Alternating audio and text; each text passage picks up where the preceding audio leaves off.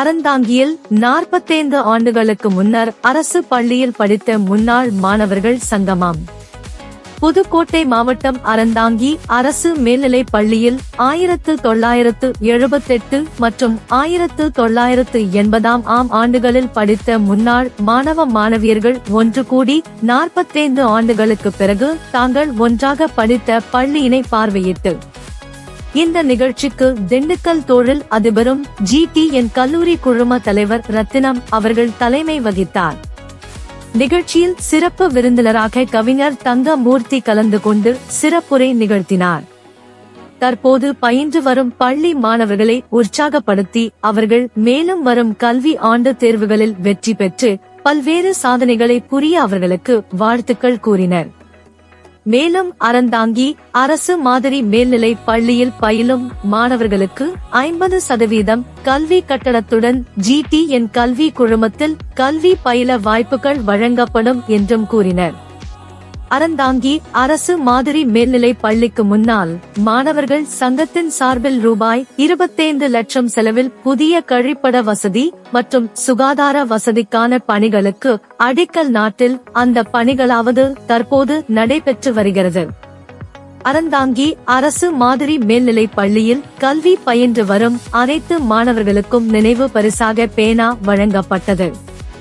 இந்த நிகழ்வில் 1978 மற்றும் 1980 காலகட்டத்தில் அறந்தாங்கி அரசு மேல்நிலை பள்ளியில் பணிபுரிந்த ஆசிரியர்கள் விழாவில் கலந்து கொண்டார்கள். அவர்களுக்கு விழாவில் மரியாதை செய்யப்பட்டு நினைவு பரிசுகளும் வழங்கப்பட்டது. முன்னதாக அனைவரையும் முன்னாள் மாணவர்கள் சங்கத்தின் பொருளாளர் பெரியசாமி அவர்கள் வரவேற்றார். முன்னாள் மாணவர்கள் சங்கத்தின் மதிமானன் செல்லையா அவர்கள் அறிமுக உரை ஆற்றினார். முன்னாள் மாணவர் சங்கத்தின் சண்முகராஜன் அனைவரையும் பாராட்டி பேசினார். விழா தலைமை உரையினை திண்டுக்கல் தொழில் அதிபரும் GTN கல்வி குழும தலைவருமான திரு ரத்தினம் அவர்கள் தலைமை உரை ஆற்றினார்.